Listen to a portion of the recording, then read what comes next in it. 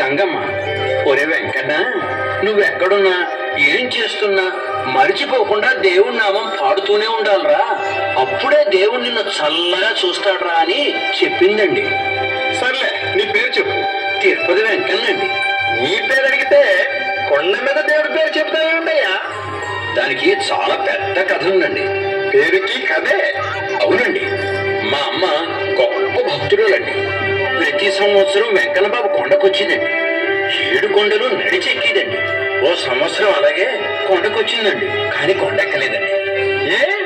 మా అమ్మకి వెంకన్న బాబు మీద గొప్ప కోపం వచ్చిందండి. ఓ వెంకన్న బాబు, నువ్వు కొండ మీద కూర్చుని ఉత్సవాలు చేయించుకోవడం, ఊరేగడం, ఉయ్యాలలోగడం కాదు. నువ్వు దేవుడు అయితే నాకు నలుసుని ఇయ్యకపోయావో మరి నీ కొండ ఎక్కనని శపథం చేసిందండి. వెంకన్న బాబు దయగల దేవుడు కదండి. మా అమ్మను చల్లగా చూశాడండి, నేను పుట్టానండి. అందుకని నాకు ముద్దుగా తిరుపతి వెంకన్న అని పేరు పెట్టిందండి. అదండి కథ. సర్లే, లోపలికి వెళ్ళి కూర్చో. డాక్టర్ గారు నీ కళ్ళు పరీక్ష చేస్తారు. కంటి పరీక్ష నాకు కాదండి, మా అమ్మకండి. కంటిలో శుక్లాలకి ఆపరేషన్ చేయాలండి. ఇంతేనా? వెంటనే 10,000 కట్టు. అరగంటలో ఆపరేషన్ చేయిస్తాం. 10,000? ఆపరేషనా మాటలా? జపాన్ కత్తులు, జర్మనీ మందులు వాడతాం. ఐస్ క్రీమ్ లాంటి గదిలో ఆపరేషన్ చేస్తాం. బాబు, పేదవాణ్ణి 10,000 ఇచ్చుకోలేను. కనికరించి కొంచెం రేటు తగ్గించండి. దయాధర్మం మాకు తెలుసయ్యా. ఓ 10 రూపాయలు తప్పకుండా తగ్గిస్తాం. అలా అనకండి అయ్య గారు. మా అమ్మే నాకు దేవుడండి. మా అమ్మకి చూపు రాకపోతే నేను ఏం లాభం అండి? 1000 రూపాయలు ఇచ్చుకుంటాను. మా అమ్మకి చూపు తెప్పించండి. బాబు, కరుణించండి, కనికరించండి. మీ కాళ్ళు పట్టుకుంటాను. ఆ డబ్బుకి ఆపరేషన్ గదిలో అడుగు కూడా పెట్టినవరు, తెలిసిందా? ఆపరేషన్ అంట, ఆపరేషన్. వెళ్ళా. అమ్మా, నాలాంటి పేదవాడికి తల్లి వెయ్యేందుకమ్మా? వెంకన్న బాబు, మా అమ్మకు చూపు తెప్పించే దారి చూపించు స్వామి. బాధపడకు తమ్ముడు, వెంకన్న నీ ప్రార్థన తప్పకుండా వింటాడు. మీ అమ్మకి చూపిస్తాడు. ఎలా ఇస్తాడన్నా? నా దగ్గర 10,000 లేవే. రూపాయి ఖర్చు లేకుండా మీ అమ్మకు ఆపరేషన్ చేయిద్దాం. నీలాంటి భక్తుడు కన్నీళ్లు పెట్టుకుంటే భగవంతుడు భరించగలదా వెంకన్న? అన్నా, నేను వింటున్నది నిజమేనా? నిజమే తమ్ముడు. తమరెవరు బాబు? దేవదూతలా? అవును, దేవదూతలనే. నువ్వు నమ్మిన వెంకన్న నీకోసం 7 కొండలు దిగి వచ్చాడు. శంఖ చక్ర గదా పద్మాలకు బదులు సత్యధర్మ శాంతి ప్రేమలు, వజ్ర కిరీటానికి బదులు జటాజూటం, సువర్ణాభరణాలకు బదులు కాషాయాంబరం, నామానికి బదులు చెరగని చిరునవ్వు ధరించి వచ్చాడు. అభయవరదహస్తాలు మాత్రం అలాగే తెచ్చుకున్నాడు. ఆ నడయాడే శ్రీనివాసుని దూతలం. దేవుడు నా కోసం దిగి వచ్చాడా? ఏడి బాబు? అదిగో అదిగో చూడు. సాయిరా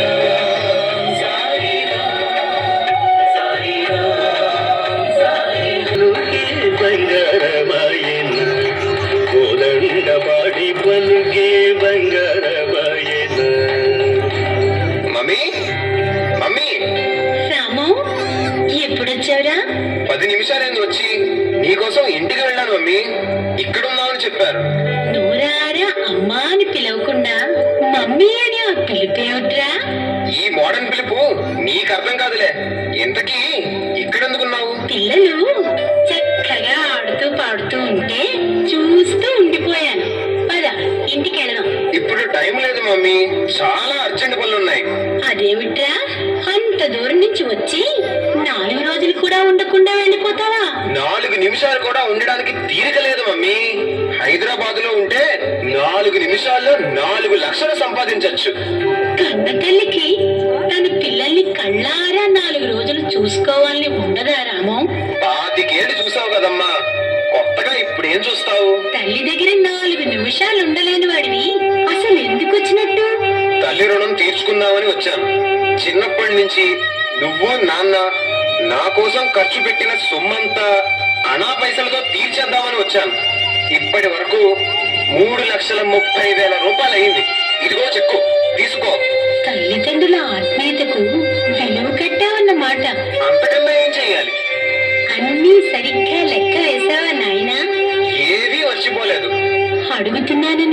అనుకోకు. నేను 9 నెలలు మోసినందుకు కన్న తల్లి కడుపుకి ఎంత అత్తి వేశావు. 3 సంవత్సరాలు పాలిచ్చి పెంచాను. ఆ పాలకి ఎంత ఖరీదు కట్టావు. పసివాడిగా ఉన్నప్పుడు అసహించుకోకుండా అన్ని సపర్యలు చేశాను. ఆ సేవలకి ఎంత ఛార్జీ వేశావు. నీకు అనారోగ్యంగా ఉన్నప్పుడు ఎన్నోసార్లు కన్నీరు కార్చాను. ఆ కన్నీటికి ఎంత ధర కట్టావు. అమ్మగా ఆత్మీయతను పంచాను. దాని ఖరీదెంత. ఐఎమ్ సారీ మమ్మీ, ఇవి మర్చిపోయాను. వాటన్నిటికీ మరో 3 లక్షలు ఇస్తున్నాను. ఇందా చెక్కు తీసుకో. ఈ డబ్బుతో మా రుణం తీర్చేసావన్నమాట. పూర్తిగా. అవును, రుణం తీరిపోయింది. ప్రాణం ఉన్న మనుషులకే విలువ లేనప్పుడు ప్రాణం లేని ఈ కాగితం నాకెందుకురా? మమ్మీ, ఇవి చెక్కులు. వాటి విలువ 6 లక్షలు. చించేశావే. చదువు సంధ్యాలేని నాకేం తెలుసురా ఆ కాగితాల విలువ. అందుకే చించేశాను. మనుషుల కంటే కాగితాలు విలువైనవని ఇప్పుడు నువ్వు చెప్తే తెలిసిందిరా. వయస్సుతో నీకు మతిపోయినట్టుంది. కన్న తల్లి రుణం కాగితాలతో తెచ్చుకున్నప్పుడే పోయిందిరా నా మతి. వెళ్ళు నాయనా, ఆనందంగా సంతోషంగా వెళ్ళు.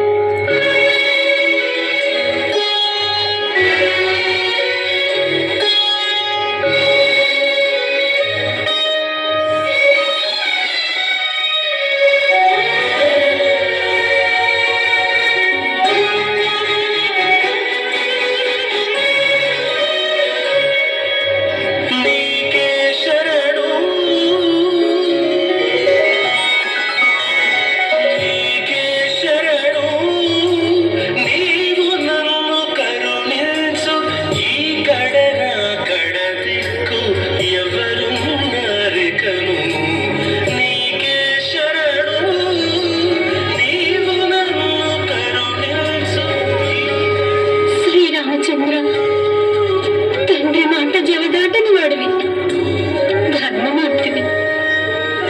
అమ్మని ఆదరించలేదని నా బిడ్డ మీద కోపగించుకో. వాడిని చల్లగా చూడు. ఎప్పుడైనా వాడు ప్రేమగా అమ్మా అని పిలిస్తే నువ్వే భాగ్యం కలిగించు. చాలు.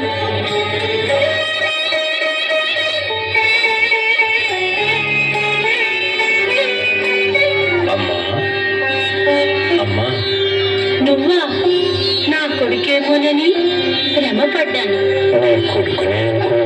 కనకుండా నేను కొడుకు అని ఎలా అనుకుంటానయ్యా? కంటే కొడుకు అవుతాడా? ప్రేమ పంచితే కొడుకు అవడా?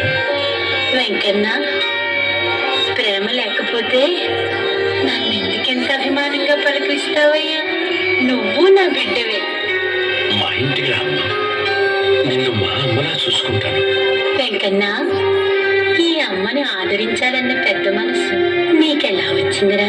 చిన్నప్పుడు రామాయణ భారత భాగవతాలు మా అమ్మ కథలుగా చెప్పేదమ్మా. శ్రవణ కుమారుడు, పుండరీకుడు తల్లిదండ్రుల సేవ ఎలా చేశారో చెప్పి, ఒరే వెంకన్న, ఏ అమ్మనైనా మీ అమ్మలా చూసుకోవాలరా అని చెప్పిందమ్మా. నేను మీ అమ్మలాగే చెప్తుంటే నా కొడుకు కూడా నీలాగే ప్రేమించేవాడేమో. దిగులు పడకమ్మా, మా బాబాని ప్రార్థించు. అన్న తప్పకుండా వస్తాడు. బాబా వారిని నువ్వు చూసావా? చూడ్డమే కాదు, అమృతం లాంటి ఆయన మాటలు కూడా విన్నానమ్మా. బాబా ఏం చెప్పారయ్యా? ఆది దేవుడి కంటే అమ్మే ఎక్కువని చెప్పారమ్మా. 1000 తల్లుల ప్రేమను పెంచి ఇచ్చే నా కన్న తండ్రి బాబాను దర్శించి అమ్మను ఆదరించకపోతే ఎందుకమ్మా ఈ మనిషి జన్మ? ఆ దేవుడికి నిజమైన భక్తుడు వెంకన్న. నీలాంటి గొప్ప మనసు డిగ్రీలు అందుకున్న ఎంతమందికి ఉందిరా? అమ్మా, అమ్మ గురించి మా బాబా ఏం చెప్పారో తెలుసా? కౌసల్య వరసుక్తి గర్భమౌతను కదా, రాముడు దేవుడై రమణగాంచే, సీతా మహాసాధ్వి చెలగి పెంచుట కదా, కవలు లవకుసులు ఘనులు అగుట, జిజియాలలామ చెలగి పెంచుట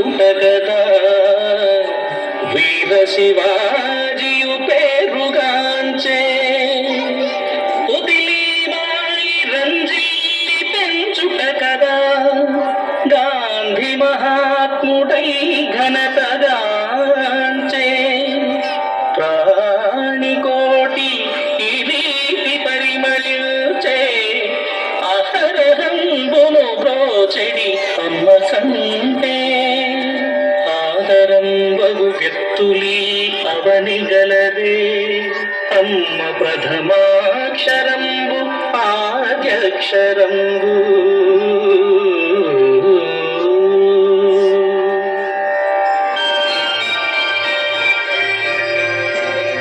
పదమ్మా, ఇంటికి వెళదాం.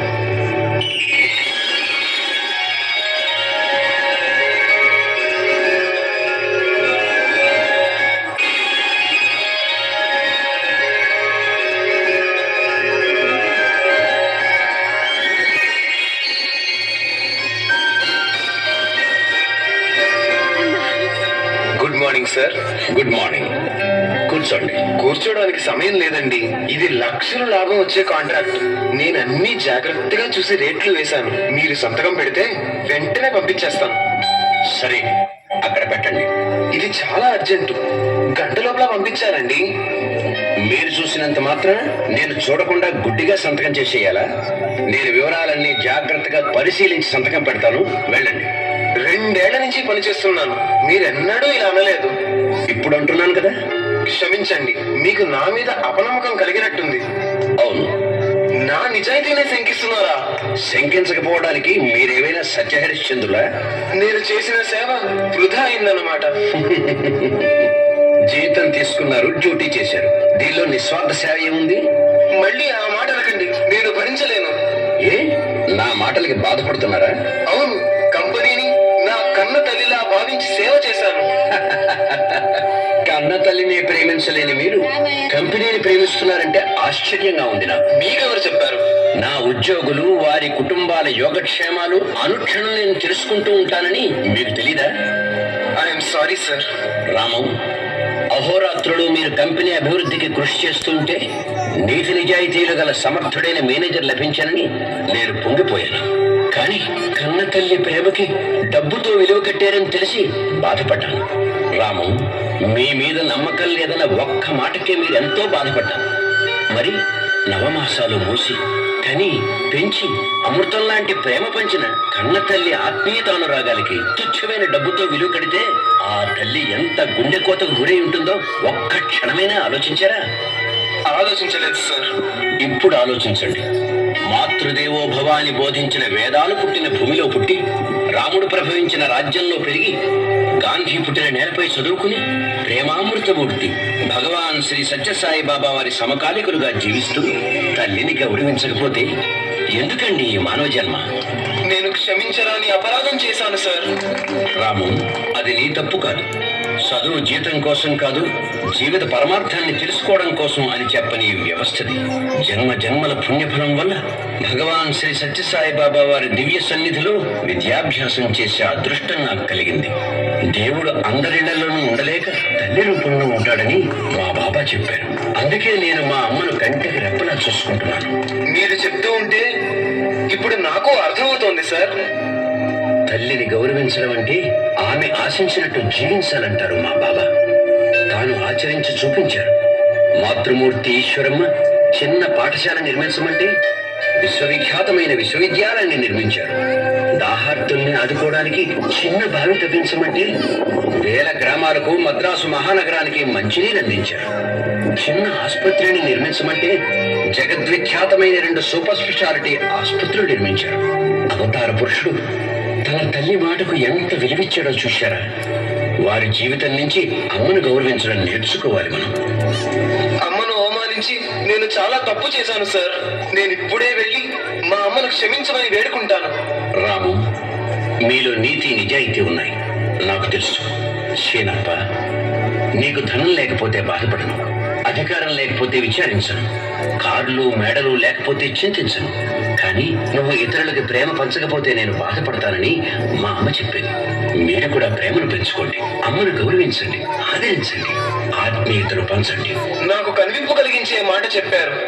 తల్లి తన కొడుకు గౌరవిస్తే ఆదరిస్తే పొందే ఆనందం లక్షల గుమ్మరించిన పొందదు. తల్లి ప్రేమ ఎలా ఉంటుందో మీరే తెలుసుకుంటారు. పదండి.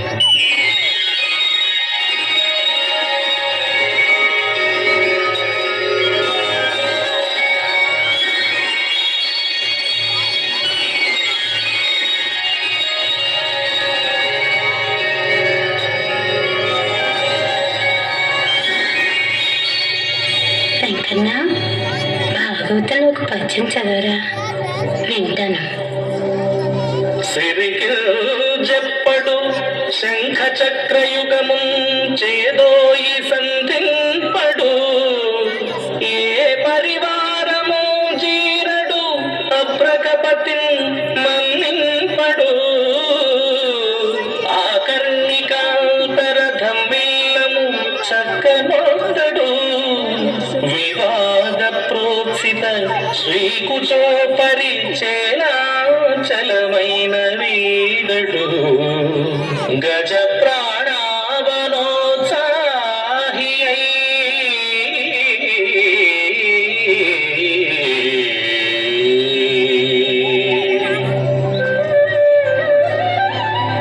చూశావా అమ్మా, గజేంద్రుణ్ణి రక్షించడానికి ఎవరికీ చెప్పకుండా, ఏ ఆయుధాలు ధరించకుండా పరుగు పరుగున వచ్చారట శ్రీహరి. భగవంతుడు నన్నెప్పుడు ఆదుకుంటాడో. పార్వతమ్మ గారు ఎవరండి? ఈమె మా అమ్మ. రామం మీ కుమారుడేనా? మావాడే. మా వాడికి ఏమైంది బాబు? ఏం కాలేదు, నిక్షేపంలా ఉన్నాడు. మరి తమరెందుకు వచ్చారు? రామం నా కంపెనీలో పనిచేస్తున్నాడు. అలాగా. వెంకన్న, అయ్యగారికి మంచినీళ్ళు తీసుకురా. వద్దండి, మీ అబ్బాయిని ఉద్యోగం నుంచి తొలగించాలనుకుంటున్నాను. కారణం? అతని నీతి నిజాయితీల మీద నాకు నమ్మకం పోయింది. ఆ మాట అనడానికి మీకు నోరెలా వచ్చింది? నా కొడుకు రత్నం లాంటివాడు. ప్రతి తల్లికి తన బిడ్డ శ్రీరామచంద్రుడిలాగే కనిపిస్తాడు. కనిపించడం కాదు, నిజం. ఎలా చెప్పగలరు? వాడు నా బిడ్డ. నీతి నిజాయితీలకు ప్రాణమిచ్చే కుటుంబం మాది. అంత గొప్పవాడైతే తల్లిని ఎందుకు అవమానించాడు? క్షణికమైన ఉద్రేకంలో వాడు నన్ను అవమానించుండొచ్చు. పసివాడు తల్లి గుండెల మీద తంతాడు. అంత మాత్రం చేత వాడికి తల్లిపై ద్వేషం ఉండట. వాడి నీతి నిజాయితీలను శంకించకండి. వాడి నిద్రాహారాలు మాని మీ కంపెనీకి సేవ చేశాడని నాకు తెలుసు. వాడు ఎప్పటికైనా తప్పు తెలుసుకుని అమ్మఒడి చేరుకుంటాడని నాకు తెలుసు. అయినా తల్లి కొడుకుల మధ్య మీ పెత్తనమే ఉంటే ఉద్యోగం తీసి చూడండి. ఇంతకంటే మంచి ఉద్యోగం మా వాడిని వెతుక్కుంటూ వస్తుంది. వాడి నీతి నిజాయితీల మీద, ప్రతిభా పాఠవాల మీద నాకు నమ్మకం ఉంది. అమ్మా, మీ కొడుకు మీద మీకున్న నమ్మకానికి, ప్రేమకి నా జోహార్లు. అమ్మా, రామం, నన్ను క్షమించమ్మా. పిచ్చివాడా, అమ్మంటేనే క్షమరా. రామం, నువ్వు తనను ఆదరించకపోయినా, అవమానించినా మీ అమ్మకి నీ మీద ఎంత ప్రేమ, నమ్మకం ఉన్నాయో చూశావా? రామం, ఈయన మా కంపెనీ యజమాని శ్రీనివాస్ గారమ్మా. నాకు అమ్మ ప్రేమ గురించి చెప్పి కనువింపు కలిగించిన వ్యక్తి వీరేనమ్మా. భగవాన్ శ్రీ సత్యసాయి బాబా వారి కాలేజీలో చదువుకున్నారు. తల్లి ప్రేమ రామానికి తెలియాలని మీతో కఠినంగా మాట్లాడాను. నన్ను క్షమించమ్మా. అలా అనుకు బాబు. నా బిడ్డను నా ఒడికి చేర్చావు. నీ మేలు మర్చిపోగలనా? అమ్మా, నేను చెప్పినా నీ ప్రార్థన విని బాబా తన బిడ్డనే పంపాడమ్మా. భక్తితో, విశ్వాసంతో, శరణాగతితో, కన్నీళ్లతో, ఆవేదనతో సాయి అని ఒక్క మారు పిలిస్తే కరిగిపోయి కరుణించే దేవుడమ్మా శ్రీ సత్యసాయి. చూడు రాము, ఈ బంగారాన్ని నేను కనలేదు, కానీ అమ్మా అని పిలిచి ఆదుకున్నాడు రా. కన్నీడు తుడిచి నిన్ను మర్చిపోయేలా సేవ చేశాడురా. ఈ వజ్రాన్ని పాలిచ్చి పెంచలేదు, నా బిడ్డను నన్ను కలిపాడు. రాము, వీళ్ళు నాకు దేవుడిచ్చిన బిడ్డలురా. జన్మ జన్మలకి వీళ్ళని మర్చిపోలేనురా. రామం, ఒక అమాయకుడి మనస్సులో బాబా ప్రేమ జ్యోతి ఎలా వెలిగించారో చూశావా? నువ్వు కూడా అందరినీ వెంకన్నలా ప్రేమించు. సాయి ప్రేమధార ప్రవహించేలా చెయ్యి. మాతృభక్తిని చాటి చెప్పు. అదే నువ్వు చేయగలిగిన గొప్ప సేవ. అలాగే సార్, మీ మాట తప్పక పాటిస్తాను. నాతో రామ్మా. రాము, ముందు ప్రశాంతి నిలయం వెళదాం. చీకటి కమ్ముకున్న మన జీవితాల్లో ప్రేమ జ్యోతులు వెలిగించిన భగవాన్ శ్రీ సత్యసాయి బాబా వారిని దర్శిద్దాం. నీతో పాటు వెంకన్న, శ్రీనివాసులు లాంటి బిడ్డలు ఇచ్చినందుకు మనసారా కృతజ్ఞతలు చెప్పుకుంటాను.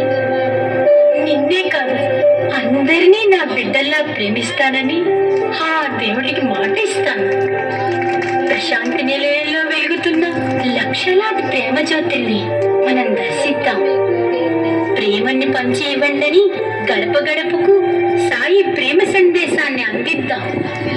బాబా పాదారవిందాల దగ్గర మోకరిల్లి మన జన్మలు ధన్యం చేసుకుందాం.